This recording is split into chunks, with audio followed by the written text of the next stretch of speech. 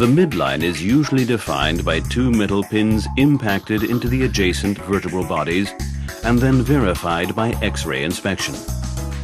In this way, the surgeon maintains midline control through all steps of the operation.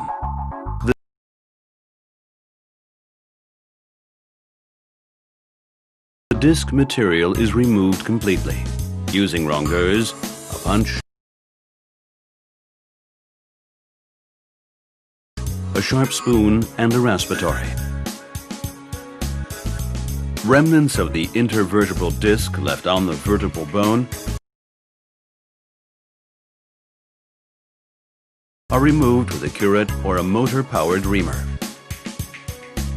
Once the approach is prepared, the Caspar distractor is applied. In this step, it is important that the two distractor screws are not placed too close to the disc compartment, but rather in the upper and caudal region of the inferior vertebral body.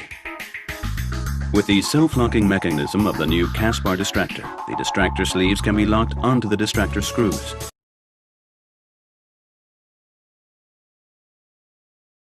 Thus, the parallel distraction can be easily maintained. The parallel distraction of the segment has to be applied with the distraction forceps. Therefore, the distraction forceps is pushed as far as possible to the posterior rim. Now the segment to be treated is distracted to the required height. For an estimation of the required implant size, the dimensions of the vertebral body base plate can be measured on the MRI and compared with the implant dimensions on the color template. To verify the implant size, the trial implant selected according to the estimated dimensions is inserted in the disc compartment, again under X-ray control. To prevent the trial implant from slipping into the posterior soft tissue region and to avoid the risk of damaging the dura or blood vessels, the safety stop must be turned as far as possible towards anterior at this stage. When the trial implant is impacted, the safety stop can be turned back slowly and under X-ray control to insert the implant deeper. Distraction with Caspar is released to stabilize the position of the trial implant. The handle is removed from the trial implant.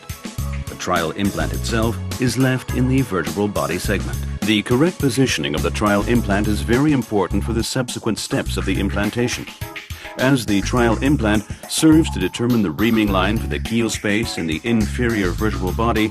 The position of the trial implant ultimately decides the position of the prosthesis. The reamer guide is mounted on the trial implant and arrested by engaging the locking blocks.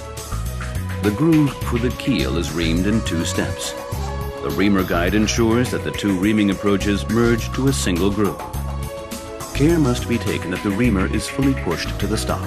Only then will it be ensured that the reaming space is deep enough and the implantation can proceed without too much manipulation. The reamer guide stops the reamer movement towards posterior about 1.5 millimeters before the reamer hits the posterior edge of the trial implant.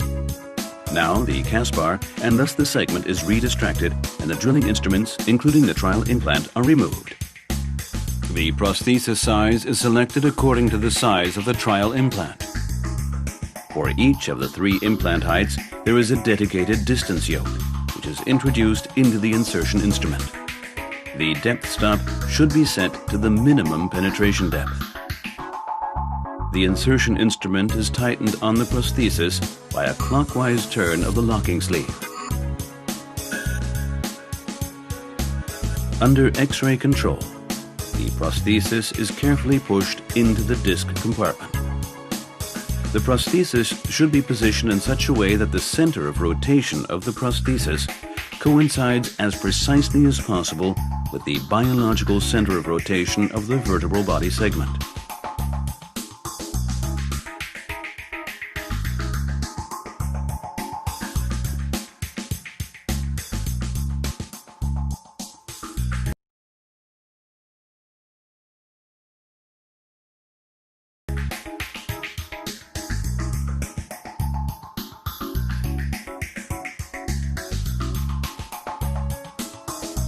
Any suboptimal seating can be corrected with the revision repositioning instruments.